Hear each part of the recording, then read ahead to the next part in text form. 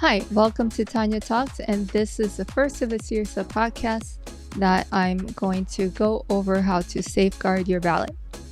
My name is Tania, and this is my friend, producer, and first guest, Viking Dude. Hi. Hey, hello from Viking Dude. It says safeguard your ballot. Does that mean when I go into the polling location and I go to the BMD and I make my votes and then it prints it out and they hand it to me, do I then go, ooh, someone wants to get this before I get to where they tabulate it, and I just go, oh, safeguard that? What are you talking about? I'm not talking about a physical threat. I'm talking about a different kind of threat.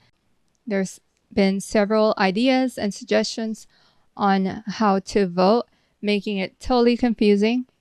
Some people are saying vote early. Some people are saying to vote on election day. Some people are saying to request your mail-in ballot and then vote in person, spoiling your mail-in ballot.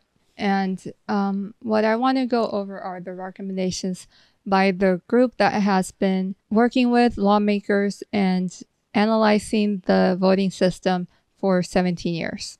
And that's for your GA. Why safeguard your ballot? And that is vulnerabilities within the voting system. So there's a federal court case in which a computer scientist testified that BMDs, the big iPad-looking things that you vote on, can be easily hacked to change the voter's intent, and nobody would ever know it. Not the voter, nor the people working at the polls. And because our votes are accumulated in that QR code, the QR code is what's used to count your ballots, not the part that you can read, you would really never know what happened to your ballot. There's also worries about a CrowdStrike type outage, like what happened back in July, where a lot of computers were down with the electronic voting system. Were that to happen, that would be a problem that you run into at the polls. Even though the polling stations do have emergency procedures, you might want to avoid that for yourself. Then I've also talked to voters who went to vote and they were told that they already voted. I've spoken to candidates whose name did not appear on ballots where they should have. That's very rare, but it has happened. To avoid all that, the alternative that the state has for you is the mail-in ballot, and that is the hand-marked paper ballot option for the state of Georgia. It's a complete ballot that would get to you. You can read it from top to bottom. What you select on the ballot is exactly what the scanner will read, and it's completely verifiable.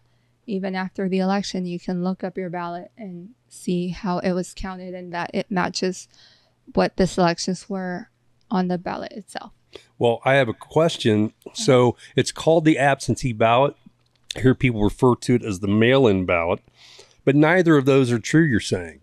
Like, I don't have to be absent and I don't have to mail it, I guess, right? I'm told I can hand deliver it to the elections office. So I think it's named wrong. I think it should be called Georgia's only paper ballot option rather than absentee ballot.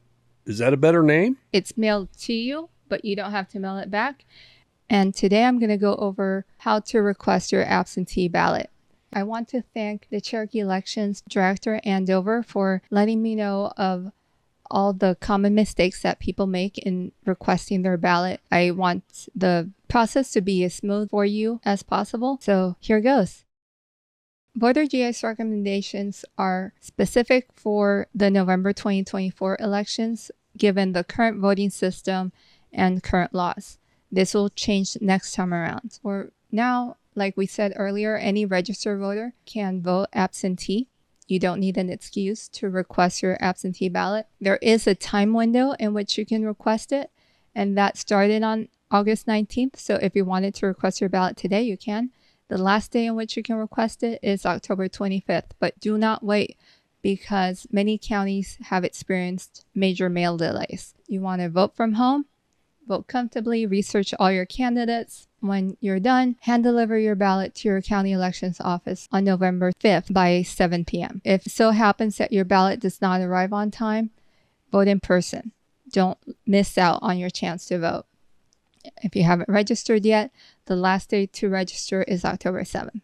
Now, to request your ballot, there's an application that you need to fill out, And you can get that from your county elections website. You can call or visit your county elections office. You can search for that on your favorite search engine or go to mvp.sos.ga.gov/s/county-election-offices. You get a window in which there's a pull-down menu, select your county, and that will give you all the contact details for your county elections office. You can also get the form from the Secretary of State's website, and that is securemyabsenteeballot.sos.ga.gov. And the preferred way for them to get it, even though the Secretary of State has a portal, is for you to submit the ballot directly to the elections office. First, before you do anything at all, is check your voter registration. And that website is mvp.sos.ga.gov. You can fill out your information, hit submit, check that everything is correct. You have an option there to fill out the application on the computer or download a blank one. So this is what the application looks like, and you just want to go through the required blanks. Number 1 is the date of the election. That will be November 5th, 2024. Number 2 is your name as it appears on your voter registration. Some people make mistakes on that. Make sure that yours matches your voter registration. Line item number 3, skip it altogether. That's only for the primary. The state doesn't need to have that right now. For line item number 4, if you've moved, make sure that you contact your elections office or make that correction on that MVP site and write in your address as it appears on your registration. Line item number 6 is recommended, not required, but it just helps the elections office to put in your contact information so that they can contact you directly if there's any issues with your application. Well, that looks simple enough. I mean, that all seems pretty self-explanatory. Like, that's easy. Second half of page 1 is where you put in your voter ID information, and that will be your birthday. If you have a driver's license or state ID, you want to fill that out, and that's all they need to verify that you're you. If you don't have a driver's license, there's alternative forms of ID. You want to check out page 2 of the application for a full list. After that, you want to make sure that you sign the oath. An incredible number of people forget to sign. Only sign if you are the voter. If you are requesting or assisting another voter on their application, there's a place where you can fill that out. And we're moving on to page 2. So blank number 9, you want to fill out your name as it appears on your registration. If you're requesting the application for yourself, you're done. That's all there is to it. If you're requesting the application for a ballot for somebody else, you're assisting a voter. That is a voter that is disabled or illiterate. You need to put in your name and sign and date. If you're requesting a ballot on behalf of a voter and that is someone who is physically disabled or temporarily out of the county, there are about 11 people who can make that request for that voter. That's specified in that long paragraph right there in line item 11. Then you want to make sure that you sign and write in your relationship to the voter. Then because there might be a runoff, and if you're eligible, you can request to opt in to receive the absentee ballot for that election automatically. And that is if you are disabled or elderly, you can opt in. The rest of page 2 is just the list of alternate forms of ID that I mentioned earlier and the spot for the office use only that you don't need to worry about. Then you just need to return both pages to your county elections office. I have no idea who has a fax. Some counties do, and if you do too, that's one option. Email is actually the preferred form of what the counties prefer to receive your application, and that's so that they have a direct line to you if there's any issues. And you can also deliver it in person. If you need to locate your elections office, go to mvp.sos.ga.gov/s/county-election-offices. Select your county from the pull-down menu, and that will give you all their contact information. That's all for how to request your absentee ballot. Coming soon will be part 2, returning your absentee ballot, and ballots will start getting mailed out on October 7th. Now, I know that there's severe concerns with the post office, and some people don't want to attempt to request or mailing ballots, even though they would prefer to vote on paper.